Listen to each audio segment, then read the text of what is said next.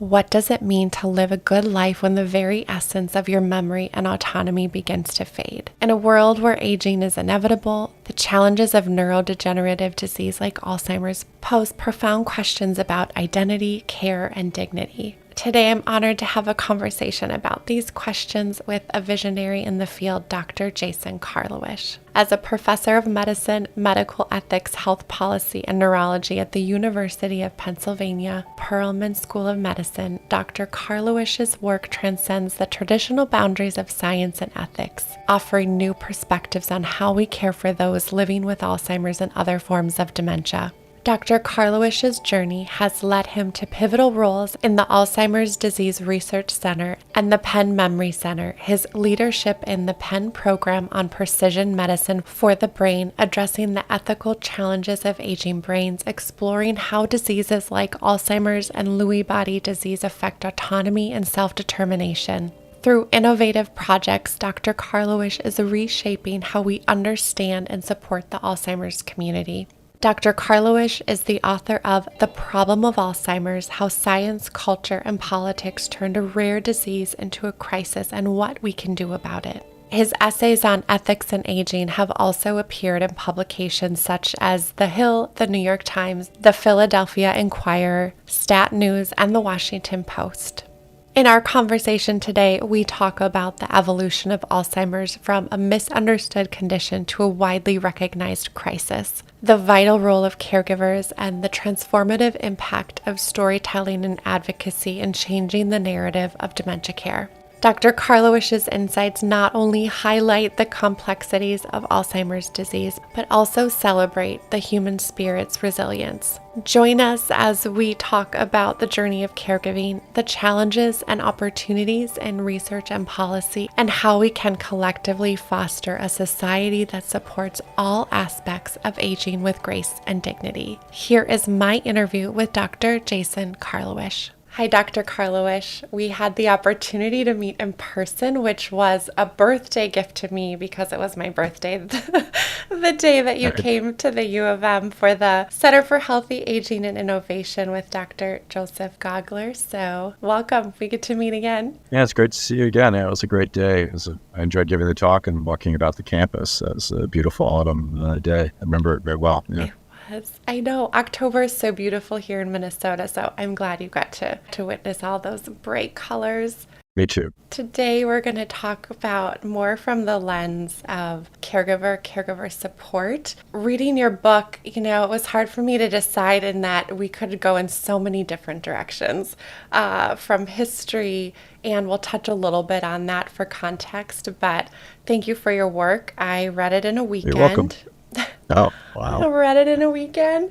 Couldn't put it down. There was so much information, how captivating it was, fascinating, maddening was a word that came to mind, understanding all of that. So thank you. And maddening is the word. I've had several people say, when I read your book, sometimes I feel like you're very angry. And I say, well, I'm not angry, but I did get mad. Yeah. And rightly so. When you read about I just never was aware of the extensive history of the why and the how and how we got to this place in Alzheimer's care in our nation. Yeah. Or didn't get to this place. Right. Yeah. Yes, true. Absolutely. You share about not starting out as an Alzheimer's doctor, but you had an experience with your grandfather that led you to take this path. Can you tell us more about your story? Yeah, sure. So I'm trained as an internist. And initially after my internal medicine residency, I was going to become a critical care intensivist physician. Very interesting medicine. The patients are quite ill. It's cognitively and ethically and clinically challenging. And at the same time that I was going into that, I was actually getting more and more interested in aging as an academic kind of interest. Right. What's the difference between aging and disease? And then, so there was sort of that interest, and I had trained in a program that was very strong in geriatrics as well. So I was certainly exposed to the possibilities of a career in geriatric medicine. And then, as it often takes, there has to be something that's sort of emotionally, narratively intense. And that was, as you alluded to, my grandfather had a kind of poorly diagnosed dementia, which for the time was the norm. And, living in his home with a, of course, daughter close by, taking care of everything, completely unacknowledged as a caregiver. And untrained, not by herself, but the system. Anyway, he falls, he breaks his hip, he goes to one of the best academic medical centers in the United States, Yale University, gets his hip repaired by the state-of-the-art, and within 6 months he's dead. Wow. And just the chronicle of the care that he received was unfortunately not a surprise. It was exactly what I had been actually on the delivery end of. Yeah. And I thought, we don't need more critical care doctors. We definitely need critical care doctors. There's no question. We don't need more of those. We need more to take care of and figure out the care of people like my grandfather. And so, put together my academic interest, I put together the clinical interest, and it all kind of said it's time to make a switch. And so I dropped out of critical care, literally just dropped out of the fellowship and switched to geriatrics, which was quite a shock for the critical care people. They had never had anyone. It was a competitively matched fellowship. You had to match geriatrics. I was the only fellow for 3 years. There were no other fellows. Yeah. And it was like, yeah, sure, you want to be a fellow? Sure, not a problem. That's how unpopular and unsubscribed. So people thought there was something wrong, but I had done something wrong with the scandal. And that this was like a way to kind of just park me out, get me out of the program, yeah. Well, there was no scandal. That's all. Do you feel like there's less of an interest in going into geriatric care now, or what are you seeing in the trend? Is there, because we're having more of a conversation, that there is a little bit of a focus on that? There's 2 events that I see happening specific to geriatric medicine. It's actually flattening. There's still a large number of fellowship spots that are unfilled, and there's not a growth in the field that you would think should be occurring. And that's a disappointment. It's not declining, but it's not. The second thing, though, that we're seeing is an increased interest in people who want to, quote, go into Alzheimer's. And I say that with sort of scare quotes because I think there the interest is around the many ways that, what does it mean to go into Alzheimer's? It means, well, I want to diagnose, treat, care for people with dementia, cognitive impairment, and I'm interested in certain aspects of the medical science, biomarkers. With the emergence of new anti-amyloid treatments, certainly that's excited people. Mm-hmm.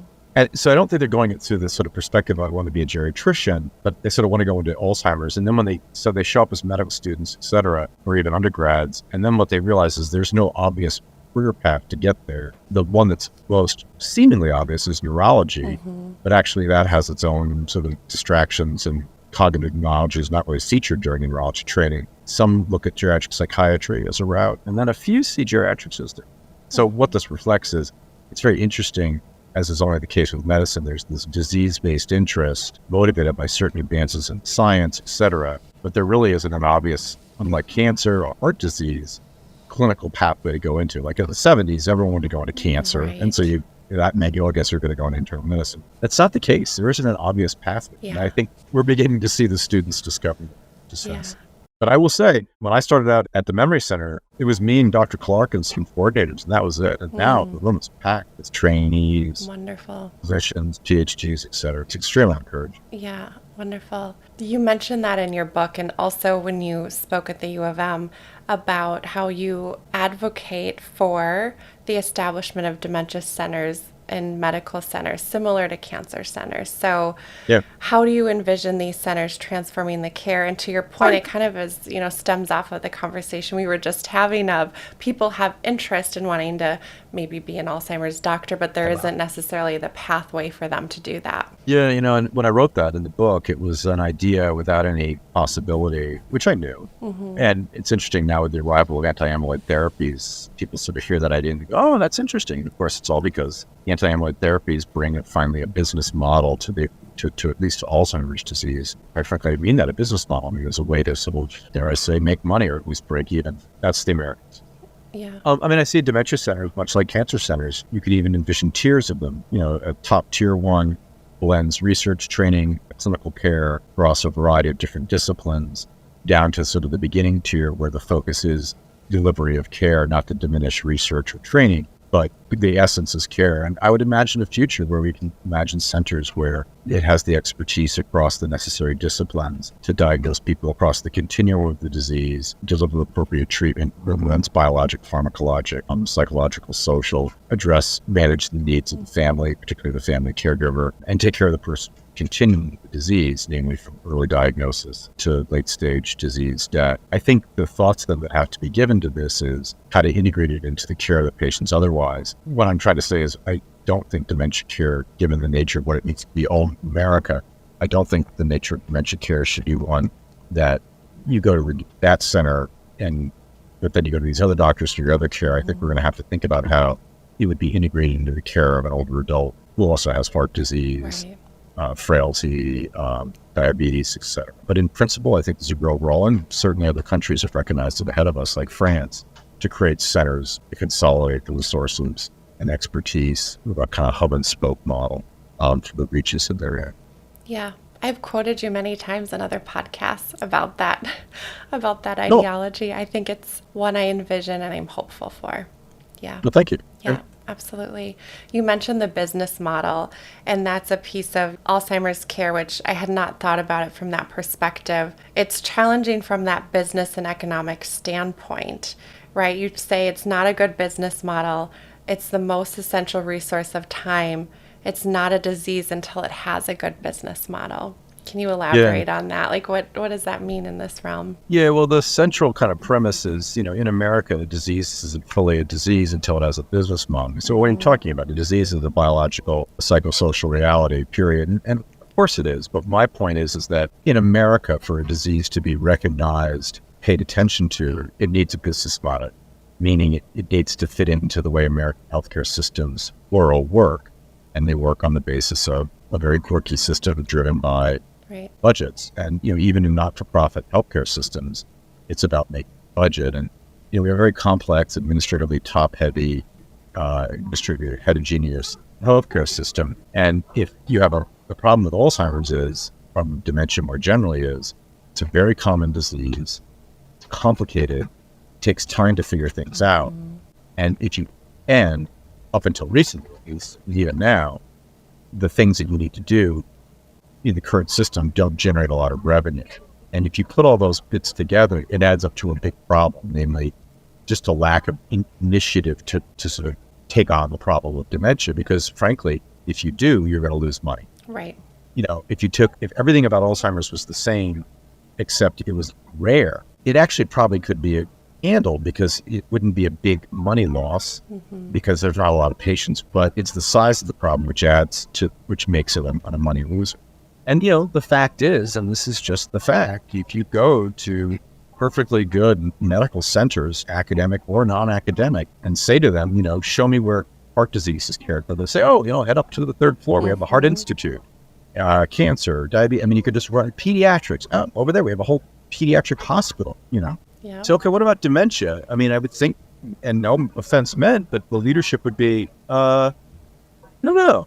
Or, isn't there that geriatrician? Is she still here? Right. Or, we have a good psychiatry floor, and it's not to be mean, but that's what they would say. And yet, again, if you said, dementia is rare, you could tolerate that, but that's unfortunately not the case. And so that's the problem in America. There's no business model for it. So there isn't really any good care outside of centers that have just made a commitment through philanthropy and research. And until disease as a business model has a very hard time being recognized in America. Dementia is a classic case study. Yeah, it is. It was fascinating to read through the history, which everyone will have to read the book to really grasp the details of the historical context. But high view, what are some of those key historical milestones where we started that get us to where we are today? I know that's a big question, but as we just kind of dive into the rest of our conversation. I'll tell you, when I was doing research for the book, the one historical set of events that to me were like, oh my God, I didn't realize, and had these events not happened, we could be in a very different position now. Were the events that were very specific to a very specific time and place, namely the events that began in 1914 in Germany and otherwise in Europe, but in particular in Germany, and ended by around 1945. Because much of the science that was really moving Alzheimer's research along in the early 20th century was German. Yeah. German neuropathologists were doing the work. And it's uniquely German. I mean, it's very interesting how it was just particular to the way that psychiatry and neuropathology were being approached in Germany, unique to other countries. And if you look at the work that Alois Alzheimer's and his colleagues were doing, it's actually incredibly innovative given the technology that they had. And had they been able to continue what they were going to do, you could almost argue by 1950, 1960, we could have made tremendous progress around understanding of dementia as a disease and of Alzheimer's disease. But unfortunately, Germany after 1914 really kind of began to fall apart. World War I, aftermath of World War I was a decade of tremendous political, social, and economic upheaval, of course, leading to the utter disaster that would be the rise of National Socialism. Yeah. And really, it was not just the wars and the economic upheaval, but the National Socialism just wrecked German science, particularly German psychiatry. And I mean, some of these particular physicians and researchers were actually had their lives ruined by that National Socialist ideology at this age. So it struck me like the events of those wars are notable reason for why Alzheimer's by the late 20th century was so far behind in progress compared to diseases like cancer and heart disease. Another key historical event, I think, is culture. Namely, there's something about dementia which is very interesting, which is up until the late 20th century, it was very much confused with sort of normal aging and it's just aging. And, no one was saying it was pleasant. What they were trying to say is it's just not a disease. It's part of the life course. And I think among other events that transformed that, in addition to science, was what we were trying to say was that in later life, losing the ability to think and decide and be a person, be an individual, is normal. And I think as the sort of ideals of autonomy as an ethic took hold finally in the 20th century, I just think that became increasingly unacceptable for people. It also became, I think, increasingly unacceptable to the American family. The idea that just the default of the American family is that some family members or others, particularly women, just have to take on this role of caregiving. Yeah. And so I think you can look at cultural events around the rise of autonomy and freedom, as well as, frankly, the women's autonomy movement, otherwise known as women's liberation, as also events that led to a recasting and reframing of what we think about when we think about dementia as caused by a disease. There are others. Those are two that for me were sort of like oh my God. I never saw those hidden in plain sight historical trends and how they transformed what we think about.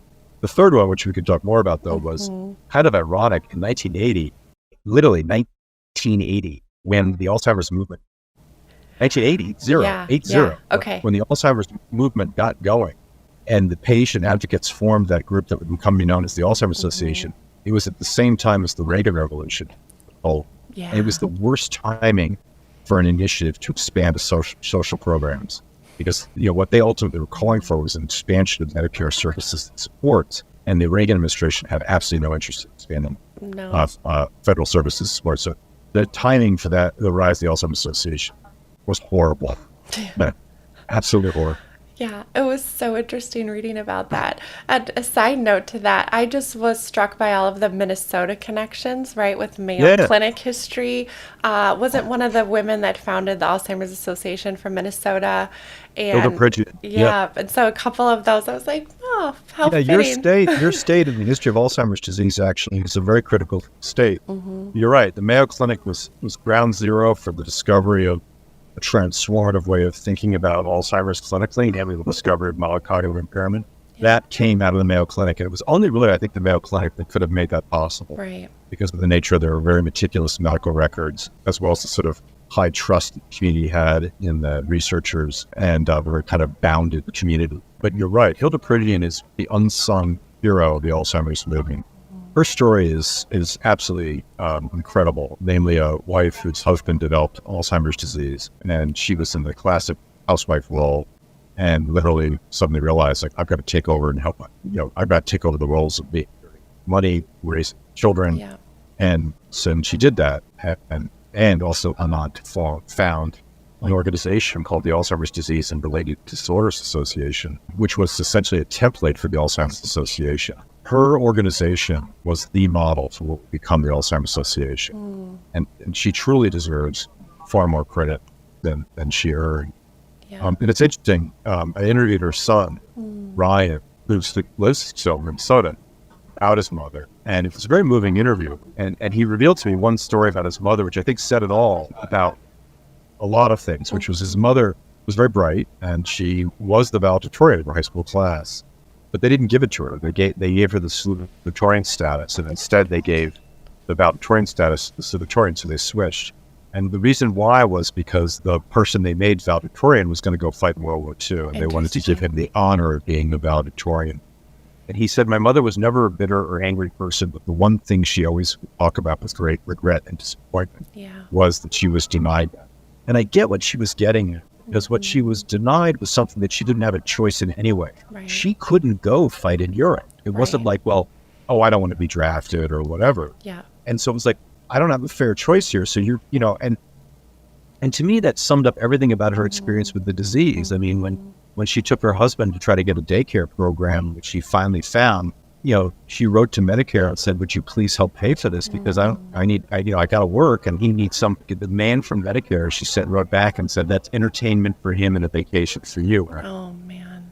And it just summed up to me just how much this disease and the way we treat it is so wrapped up in our culture and our ideas. Yeah. As much as it's wrapped up in the biology or pathobiology that's unfolding in the brain. Yeah, completely. Which is that public discourse, right? Do you think media and our public perception or the stories that we are told or absorb have played a role in shaping the narrative around Alzheimer's, right? Predominantly, do you feel it's positive or negative? I mean, I could ascertain what I think, but I think the answer is, of course. I mean, all diseases interpreted through some sort of cultural lens. I realize that's an overused term, lens, cultural lens as well. But, the history of cancer is one of that transformed from a stigmatizing disease that no one talked about to a disease that people are open and, freely talking about. And I think much of that was in part by, yes, improvements in diagnosis and therapeutics, but also people sort of taking ownership and saying, I am not going to be stigmatized because of my cancer diagnosis, so I'm going to talk about it. And you see a similar history with HIV/AIDS. You see a more patchwork history with mental illness. And I think, the Alzheimer's space is still in the kind of stigmatized era. And, it doesn't help, I think, when I'm very mixed about Still Alice, for example. I find Still Alice to be a very thin narrative, actually. I realize it's very vivid and moving. But, the presence of the husband in that narrative is minimal. And the story ends with, I guess, some idea that she's sort of gone, but not yet dead, no longer is lucid. I just think I read Still Alice and I find this, it's superficially just a diary of symptoms. And it doesn't get into the deep sort of effect on mind, where mind is something that's embedded. Nonetheless, it did raise awareness, etc. I think also the problem when we think about Alzheimer's, and more generally think about dementia, Alzheimer's being the cause of dementia, I think it's wrapped up also, unfortunately, into attitudes about aging. And you have only to see this play out in the current presidential race with absolutely no stated views on either of the two candidates. It's fascinating how, in some sense, our presidential race is a referendum on aging. And it's a pretty negative referendum, the idea that someone who's 80 can't be president. Regardless of what you think about either of the candidates, 80 or near 80. And it doesn't help, of course, therefore, that, the majority of people who have dementia are themselves older. So attitudes around dementia are very much shaped around attitudes around aging. So true.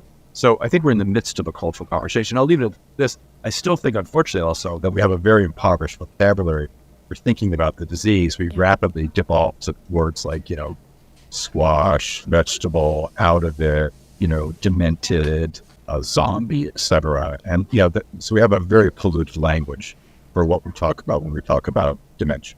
We do. And you share that how you communicate and the language you use has changed over time, right? Because we know words matter and it shapes our viewpoints and our actions. How has that changed for you? You touched on it a little bit, but no. When I was, if you had interviewed me, I don't know, 15 years ago, I would be talking about people who were demented. I would just have no problem saying, yeah, he's demented, etc. And we don't say that. I don't say it. It's a person with dementia. And I mean, I said demented because even by saying it, I'm like, ooh, just to say it, I feel sort of like, and I think that was a very important transition in my sort of thinking about what it is like to be a person with dementia. Namely, you're not cancer. If you have cancer, you're a person living with cancer. And so too with any disease.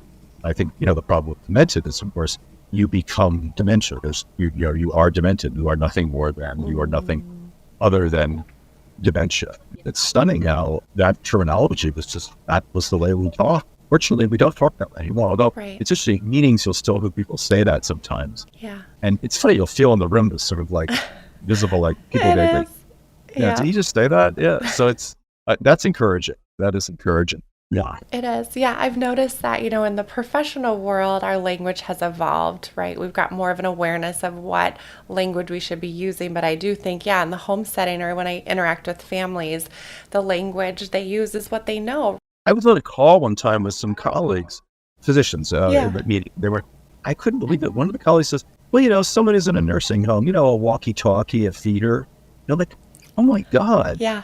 You just called the person people as walkie-talkies or feeders or wanderers. I'm like, you realize you've just reduced someone who has a mind and historically embedded narrative with other people from their family. Yeah. You just reduce them to an object, a walkie-talkie, or a single behavior, a wanderer, or a single care need, a feeder, And as long as clinicians start talking that way, I was shocked when I heard that clinicians say that. I was shocked. I'm sure. I know. In some ways, we've come so far and then not. It's like that, which is why these conversations are so important, ongoing all the time. Yeah.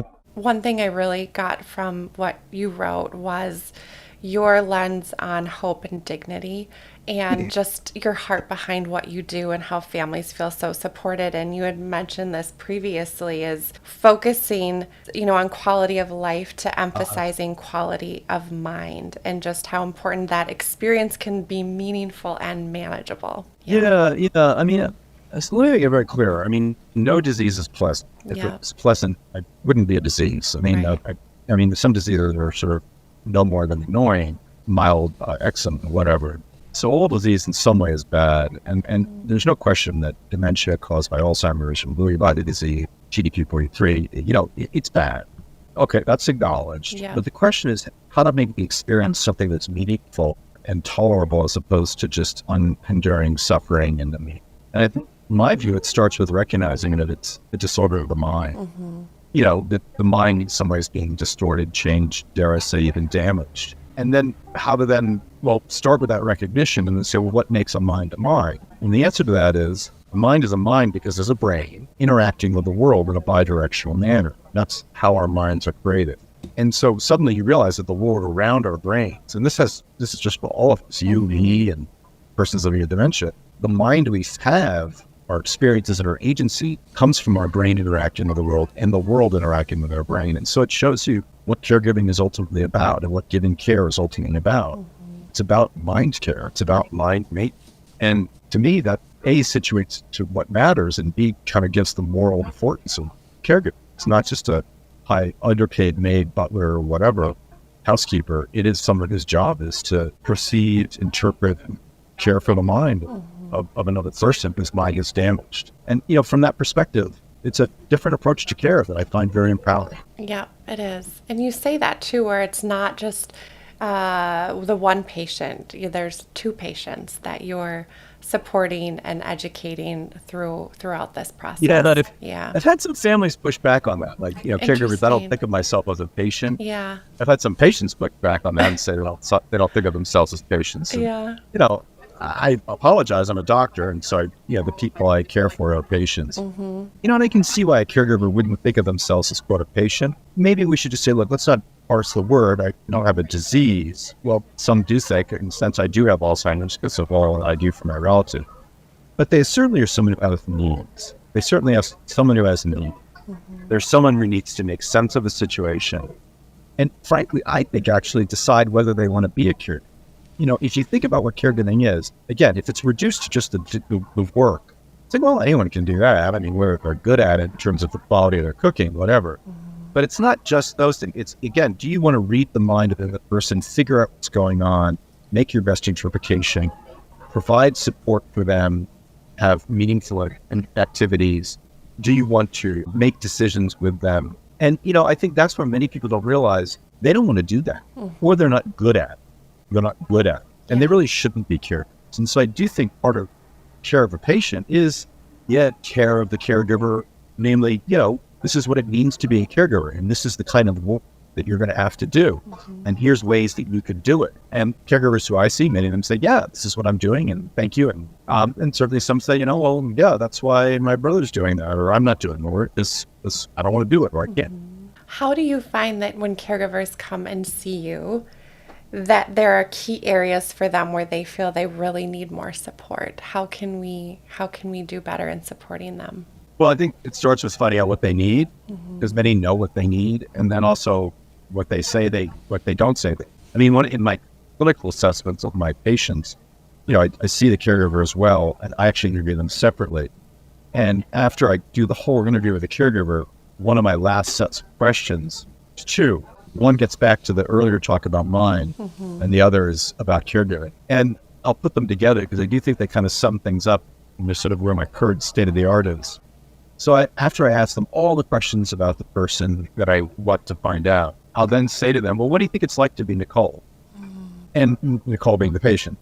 And then they'll pause, they'll go, that's a really good question. And then they'll give me an answer that oftentimes is an extremely vivid sense of, well, what it must be like, having told you everything I've told you about what's going on with Nicole with her mild stage dementia caused by Alzheimer's, to then interpret what it must be like for her. And that answer gives me a lot of clues about how well they're perceiving the person and connecting with them or not. Right. And then that's getting at mind perception, because that's a fundamental question of mind perception. What do you think it's like to be Jason? Yeah. Oh, Joe. And then the next question I ask is, what about you? How are you doing? And I'll pause and I'll just listen. And then I'll say, is there anything you need? And then again, I'll just pause and listen. And I find that many, again, they go into this narrative of what is going on. And so they're very primed. And many people will say, well, I'm doing well, I'm not doing well, whatever, and many of them will identify something that they need. And that then leads me towards tailoring the services and supports that they need. And fortunately, I work with a team of excellent social workers that help me in that way. One of the things that I remember you saying was how you wrote a prescription for the adult day programs. Yeah. And I loved that so much. I have a dear friend that owns adult day programs and just the richness that provides. And I think something that is overlooked maybe in that medical setting, to think through those modalities of support. I just was so appreciative of that. Yeah. Yeah. Well, thank you. I mean, it is, I think some find it somewhat arresting. Most resist adult day programs. And I understand. I mean, they're a little like schools in America. When you've seen one, you've seen one. In terms of, the quality of infrastructure, staff, who's there, et cetera. And I'm very open about describing that. I said, look, they're under shoestring budgets. So many of them have a very interesting mix of clients because, they have contracts with Veterans Administration or adult developmental disability organizations. And so client mix could be very different. Their physical plants reflect the resources they have. And I vividly remember one caregiver who agreed with me that my wife really would benefit from an adult day program. But every program he took her to was in a setting, in a space that he just found this wasn't going to work. And at first I'm like, come on, man. He's like, neon lights in a basement setting with plastic bucket seats, et cetera. But then, of course, I realized his wife was an accomplished art curator. And he was a design architect. And so for him, space is like matters. Right. And so, in retrospect, I got it. Like, I can see why. I don't want her to go there because she's not going to like it and I don't like it. And so it's not to indict adult day programs. I mean, the indictment of adult day programs is the system that they're in, which is really a non-system. They barely make their budgets because there's just no money. Right. Ridiculous. Not covered by Medicare. No. Right. No. Insurance, remember, back to Hilda Pridgeon, that's a vacation for you and entertainment for him. I don't think Medicare people would say that now. I think now they recognize there's the statute, the Medicare statutes is another historical moment. When it was written, I don't think they knew what they were doing because dementia wasn't recognized as a medical problem, but it explicitly doesn't pay for long-term care. I mean, the Medicare statute doesn't pay for plastic surgery, eyeglasses, dentures, and long-term care. That's in the statute. And so that's why services like adult activity programs fall into social welfare mess. Yeah. Or lack of. I'm hopeful in that, some of the models I see coming out are offering more of that aesthetic or more of that environment. So that is encouraging, right? And I agree. I was very encouraged when Medicare issued the GUIDE program. And so I forget exactly what GUIDE stands for, but D stands for dementia. But essentially a Medicare program to provide support a healthcare system's ability to deliver caregiver training. It's offered through CMMI, which was the creation of Obamacare, which allows for innovative programs. So they're not changing the Medicare benefit. They're testing on it rehabilitation program. We'll see if it works. I hope it does. I know almost every healthcare system I've talked to is applying for it. You kind of hope if everyone starts doing it and it works, maybe they'll just rewrite the statute. Yeah, I know. I hope so. Yeah. In fact, I was a part of a think tank with leaders in aging services, and our focus was the guide program, and we talked, and then I did a podcast follow-up because I feel like we want families to have an awareness of it. And I think that's going to be part of the, how is this message being relayed to everyone that could potentially have access to that program and support. Yeah. I agree. Yeah. Brought that up. Yeah. We put in an application, just went off a couple weeks ago. Oh, wonderful. I'm happy to hear that. Yeah. Well, you answered one of my questions, which was I wanted to know your thoughts on the guide program. So I'm so happy we were able to talk through that a little bit. I'll just say I'm thrilled with the Biden administration. Yeah. Yeah. I think in the politics of dementia care in America, Alzheimer's is a fairly bipartisan disease. Generally both sides of the aisle come together on it. They get a little squirrely, though, once it's about spending money. And I will say, the last presidential election, I remember I went to the websites of the two major party candidates, and Democratic candidates' website had fairly detailed platform and plans regarding caregiving in America, workforce training, services delivery, et cetera. There was nothing by Republican, nothing. Interesting. It was a non-topic. That's disappointing. Yeah. And it is. I don't care what you think about either candidate, and this is, of course, 2020 I'm talking about. But I mean, it was stunning to think that, one of the major party candidates just didn't address or talk about the topic of dementia and care here in America. I found that to be a shocking gap. I haven't looked at websites lately for either of the two candidates. I have a hunch, though, it won't be a surprise. Yeah. In reading and having your approach, right, shifting, like now your awareness of everything that you know and research, your approach has changed to more of a counseling. And you reference that when you do so much listening, which is, oh my gosh, don't we all need someone to just listen to us in those moments? And you've had it evolve and that you ask really good questions. So part of that, and you talk about how you ask, how can I help you? What's a typical day? And then take the time to listen, which I think for some of us, we've had experience with physicians where the listening part doesn't happen as much as we would hope for. So, thank you. Yeah. I mean, I've generally found, I will tell you, this is just, for those of you who are listeners who aspire to go to med school or in med or whatever, when I was in my training, I was of the view, I'd say I spent, 60 minutes with that family. And all of a sudden, what I discovered was if you did a pie chart of, family talk, you talk, what proportion of the pie, our portion of that pie, we were eating most of that time with our yammering. And I discovered a secret was to change that and ask questions, listen, and let people talk. And generally what I found was that the length of the conversations was shorter. Interesting. When I used to do inpatient medicine, the residents would come to me and say, I spent 45 minutes with that family, and I said, it's probably 30 minutes too much. It's probably you did all the talking. And it just got into this set of... So I think actually if you don't talk and just listen, generally people say what they want to say. Right. And again, the key is to use very active guided questions though. And also to recognize when things are going off the rail and have some techniques to bring the conversation back on the rails, to use a bad metaphor. And so I have those techniques. So it isn't just about some Freudian go on analyst's approach, but it is about, generally if you give people some time, they'll find their way to what they want to tell you. And with a few pointed questions, you get them there. Yeah, and I think the lesson I always try to tell residents and trainees is the amount of time you spend is not correlated with the quality of what you've done. Wow. It is. Yeah. Good insight. With caregiving, it's unique in that you say those who care for those living with Alzheimer's control the truth. Can you share more about this? How do you facilitate that in your memory center? Well, we do facilitate it because one of the truths that they control is the history of the illness. Now, I definitely interview patients. There's no question about that. Yeah. But I also talk to the family member. Our memory center is on the design where we meet separate patient and family member and then we bring them together. It's inefficient, but it gives everyone the space to talk. And so in some sense, I'm giving someone else the ability to speak about someone else, truth as you see it. And so that's the structure of our center that does sort of give them the control of the truth. It's interesting, as I've learned more and more about what's going on out in the wider world, I've met people who were diagnosed with Alzheimer's disease undergoing anti-amyloid therapy, for example, and they went about it all on their own. And, these are people who have partners, spouses, et cetera. And there's no effort by the doctors to bring the spouse in, which I just find shocking levels, which I sort of explain. The other thing, though, about when I say the caregiver controls the truth, I realize that's a bit high octane. And it's deliberately kind of stated that way, but they kind of do. I mean, they do.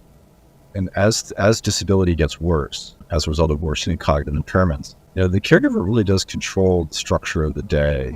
What's going to happen and when is it going to happen? How's it going to happen? What information is going to be coming in or not? I mean, it's variable. It very much relates also to the relationship they have with the other person, pre to the disease as well as in the disease. In my observation and conversations with caregivers, their control over the truth is certainly notable.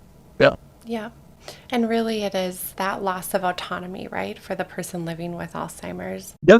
I mean, one way to cast Alzheimer's disease, as well as Lewy body disease or any other disease that causes dementia, is they're fundamentally diseases of autonomy. Yeah. I mean, cancer is a disease of energy and organ function as it destroys an organ. Heart disease is the disease of breathlessness and energy. Ultimately, life, potentially such a cancer, maybe. But, Alzheimer's it's not a disease of energy, or it really is a disease of autonomy. It takes away someone's ability to act with intention and to have experiences in the world, or in other words, to use the mind. Because your mind is having experiences and acting with intention. And that's what Alzheimer's is. It's a disease of autonomy. And you pose the question, what is a good life when you're losing your ability to determine that life for yourself, which again speaks to that autonomy piece. Yeah, and that's where caregiving comes in. And that's the moral charge of caregiving. That's like caregiving is so morally dense. Yeah.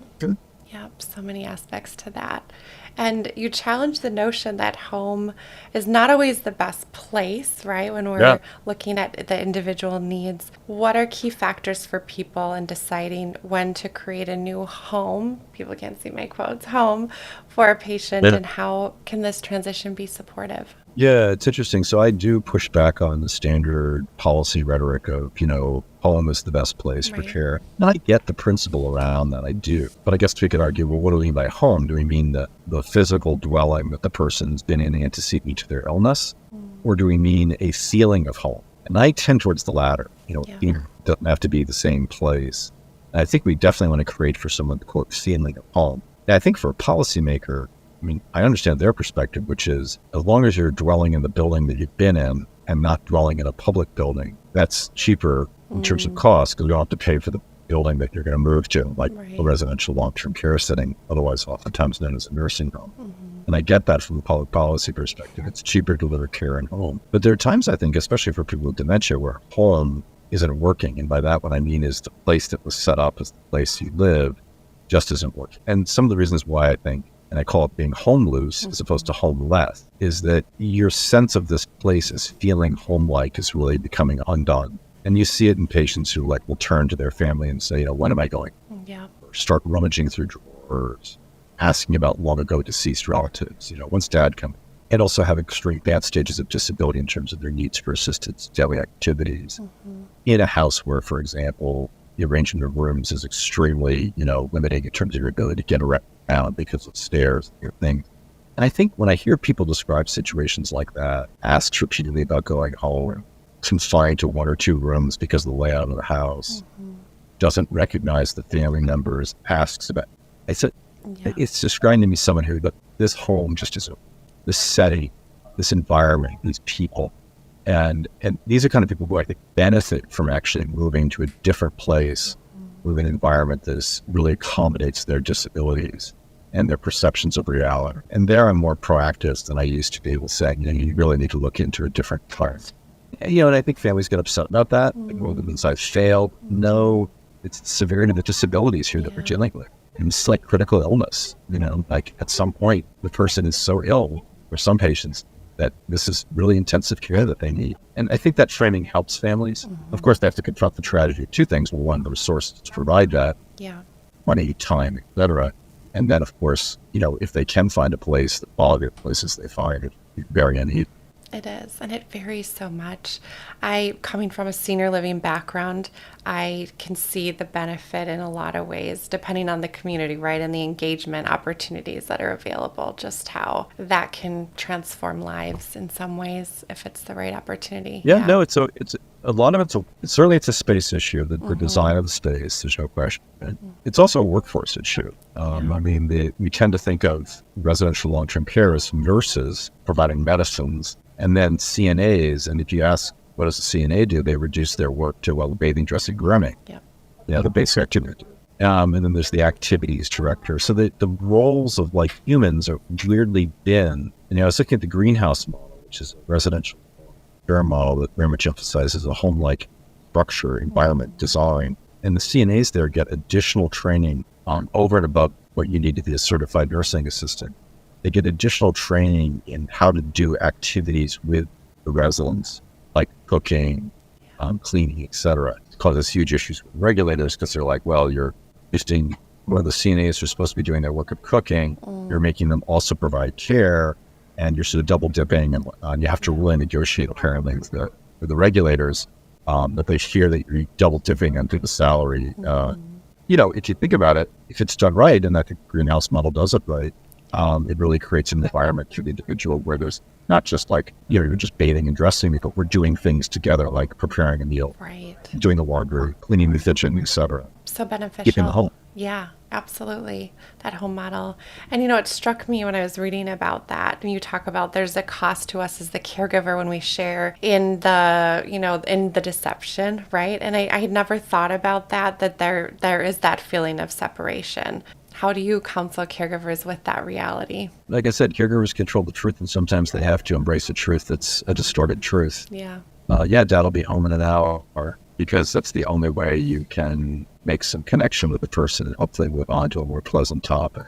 Yeah. But what bothers me is this movement that says these people live in the, and so what we need to do is create communities that, there's like, San Diego circa 1950 did all-day programs, or, Greenwich, Connecticut circa 1960. And, I get it. Like, I know everyone there is engaged in this grand deception of like, let's pretend that we're all living in, under Eisenhower's president. I mean, my understanding is, some of these, one of the places that was San Diego circa 1950, they actually had Eisenhower on the library wall. It's the photo of the president. If I was working there, I'd be like, this is not reality. Totally. And so, well, they're not in reality. And my answer is, some are, some aren't. But I think the issue really is more around aesthetic. And if you look at what many of those communities are doing, they are creating an aesthetic feel, which for some people is very sort of familiar and common. But let's focus on the aesthetics, the design, but not necessarily the narrative. So I can design a space that looks like a 1950s house, but I don't have to sit there and talk to you, President Eisenhower just said that North Koreans are going to, we don't have to engage in a law. Yeah, completely. But we can engage in an aesthetic that suit a taste that people might feel more comfortable in. So I think we have to separate our aesthetics from a narrative law. I agree with that. I do. So, ending our conversation with you share about Ann Bastine in the book and initiatives like the Arts on the Mind Festival and how they contribute to care. And, just where you were saying about, not so much always just our default is that everyone's living in the past, but how the arts are enhancing just quality of mind for people living with dementia. What are you excited about? What are you seeing? Yeah, well, what I'm excited about is in cooperation with the Philadelphia Chamber of Society, the Penn Memory Center where I am, in cooperation with the Philadelphia Chamber of Society, is putting out a festival called Arts on the Mind. Just Google that, Philadelphia Chamber of Society, Arts on the Mind. And you'll see we've got a host of programming beginning in March that examine the question of the role of the arts in perceiving the mind of another person and in nurturing and developing that mind. And this is just humans. Our focus ultimately lenses particularly on people with brains damaged by or otherwise transformed by diseases like dementia. And indeed, many of the events have that as a theme. But the general idea is that the arts in general allow us to create connection and make meaning. Both the arts, it's a witness performance, but also the arts as an act, as a doing, as a creative act. And so, Ann Bastine will be kicking off the event at the Franklin Institute to talk just about that. Yeah. People will do a tour of the brain exhibit there. We've done a special I put together a curated guide to tour that exhibition with an emphasis on mind perception. And then afterwards, Ian and I, we'll have a conversation about the role of the arts in care. And that starts in March. So yeah, Philadelphia Chamber Music Society, Arts on the Mind Festival. Take a look. Yeah, I'll include that in our show notes, and I'm going to try to make it for some of that. I feel like that would just be so awesome to see. Yeah, thank you. Thank you for your heart for care, for bringing humanity to us, for having this conversation with me today. I have so much gratitude, honestly, reading through all of that for the history of physicians and scientists and researchers and governments and families that have spent decades leading this charge for change and advocating for justice. Really, it is justice within Alzheimer's disease. So it is. Thank you. Thank you for that. Thank you for being here. You're very welcome. Thanks so much for having me. Really appreciate it. And in closing, a quote from the book. This book is about how science and culture transformed Alzheimer's disease from a rare disease into a very common one. And then quite soon thereafter, politics turned it into a crisis. Because politics is people in action, people making choices about how they exercise power and persuasion. We can address this crisis. We can do things to improve the care of persons living with Alzheimer's disease. Alzheimer's disease is a disease of our autonomy, of our minds, ability to make choices about how we want to live. The problem of Alzheimer's is the system that gives us these choices. The problem of Alzheimer's is us. Thank you for listening today. If you enjoyed our episode, please subscribe and give us 5 stars. In all honesty, we'd love to hear from you. Thank you so much for listening to our episode.